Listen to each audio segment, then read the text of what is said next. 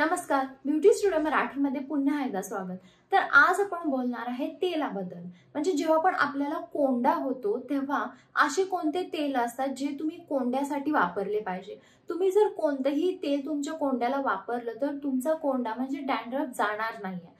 त्यामुळे असे कोणते तेल आहेत जे जर तुम्ही रेग्युलरली वापरले एकतर तुमचा कोंडा कमी येणार आहे आणि कोंडा परत होणार पण नाही जर तुम्ही हे तेल रेग्युलरली वापरले तर हे तेल कोणते आहेत ते कसे वापरले पाहिजेत, कोणत्या कंडिशनला वापरायचे आहे, म्हणजे जर तुमचा डॅन्ड्रफला खूप खाज होत असेल किंवा डॅन्ड्रफ खाली पडत असेल अशा केसेसमध्ये कोणते कोणते तेल वापरले पाहिजे ते मी तुम्हाला आजच्या व्हिडिओमध्ये सांगणार आहे। चला तर मग हाचा कोंड्याचा व्हिडिओ आपण लगेच चालू करूया। स्कॅल्पवर डेड स्किन सेल ज्यादा जमा व्हायला लागते आणि मग कोंडा होतो, म्हणजे स्कॅल्प इन्फेक्शन होतं आपल्याला। पहिलं आहे ते म्हणजे रोजमेरीचं तेल। तर तुम्ही रोजमेरीचं तेल तुमच्या स्कॅल्पवर लावू शकता, रोजमेरी इसेन्शियल ऑइल वापरू शकता, नाहीतर रोजमेरीचा हा स्प्रे वापरू शकता। जर तुमच्या स्कॅल्पला खूप जास्त खाज होत असेल तर तुम्ही हा रोजमेरीचा स्प्रे वापरू शकता। हा सोलफ्लॉवरचा रोजमेरी वॉटर आहे, तुम्ही बघू शकता।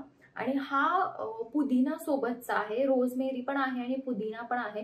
तर हे तुम्ही डायरेक्टली तुम्हाला जिथे असा कोंडा असेल, जिथे खाज होत असेल तिथे तुम्ही डायरेक्टली स्प्रे करायचा, थोडासा हलका मसाज करायचा आणि तुमची खाज पण निघून जाईल आणि तुमचा कोंडा देखील निघून जाईल। त्यामुळे दोन्ही पद्धतीने तुम्ही हे वापरू शकता। हा तुम्ही चेकआउट करू शकता, कोणत्याही वेबसाईटवर तुम्हाला मिळेल।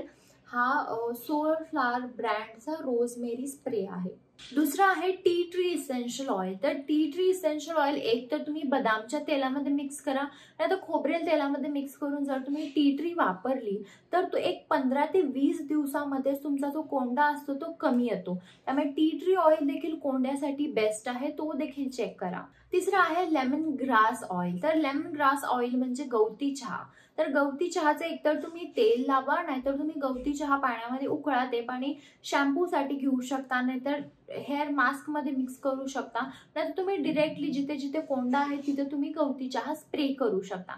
तर अशा प्रकारे तुम्ही गवती चहा देखील तुमच्या कोंड्यावर वापरू शकता। चौथा आहे पेपरमिंटचं तेल। तर पेपरमिंटचं ऑइल म्हणजे इसेन्शियल ऑइलच आहे हे तेल देखील तुम्ही तुमच्या डॅन्ड्रफसाठी वापरू शकता। तर ह्याचा वास ना जे आपल्याला पेपरमिंटच्या गोळ्या मिळायच्या आधी त्याच्यासारखा येतो, त्यामुळे हे पेपरमिंटचं तेल देखील तुमच्या डॅन्ड्रफसाठी चांगलं आहे। पाचवा आहे ऑलिव्ह ऑइल। तर ऑलिव्ह ऑइल मध्ये देखील अँटी फंगल प्रॉपर्टीज असतात, जेणे आपल्याला डॅन्ड्रफ होतच नाही। जर तुम्ही कंटिन्युअस ऑलिव्ह ऑइल वापरलं तर तुम्हाला डॅन्ड्रफ नंतर परत कधीच होणार नाही। त्यामुळे ऑलिव्ह ऑइल देखील तुम्हाला जर कमी डॅन्ड्रफ असेल तर वापरा, पण जर खूप जास्त डॅन्ड्रफ असेल तर तुम्ही इसेन्शियल ऑइलच वापरा आणि डॅन्ड्रफ गेल्यानंतर मग तुम्ही ऑलिव्ह ऑइल चेक करू शकता।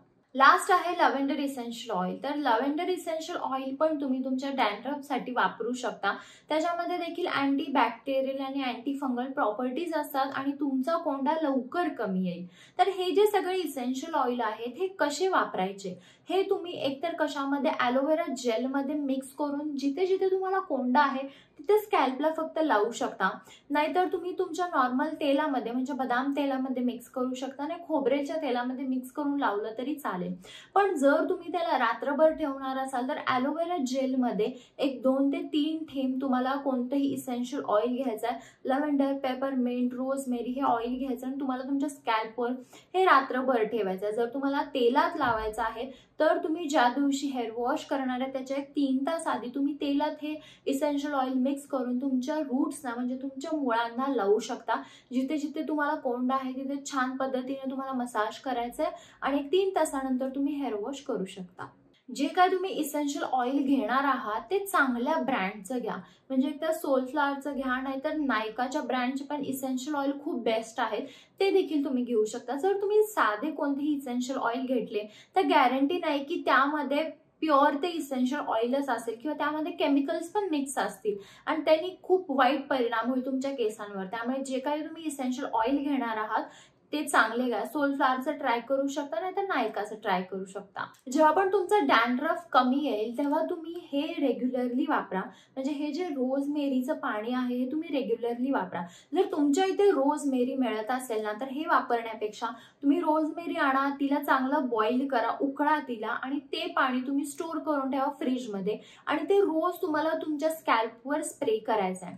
हे जर तुम्ही रोज वापरलं ना तर डॅन्ड्रफ तर कधीच होणार नाही आणि ह्यानी ना केस केस चिकट वगैरे काही होत नाही, उलट केसांचा व्हॉल्यूम वाढतो, लेंथ वाढते, केस खूप जास्त स्ट्रॉंग होतात. जर तुमचे पांढरे केस वाढत असतील तरी देखील हे रोजमेरीचं पाणी तुम्ही वापरू शकता. रोजमेरीचं तेल वापराच, पण तेल आपण रोज नाही वापरू शकत. तेच आपण हे पाणी रोज रात्री जर लावून झोपलो तर आपले केस खूप जास्त स्ट्रॉंग होतील. त्यामुळे हे देखील चेकआउट करू शकता जर तुम्हाला घ्यायचं असेल तर.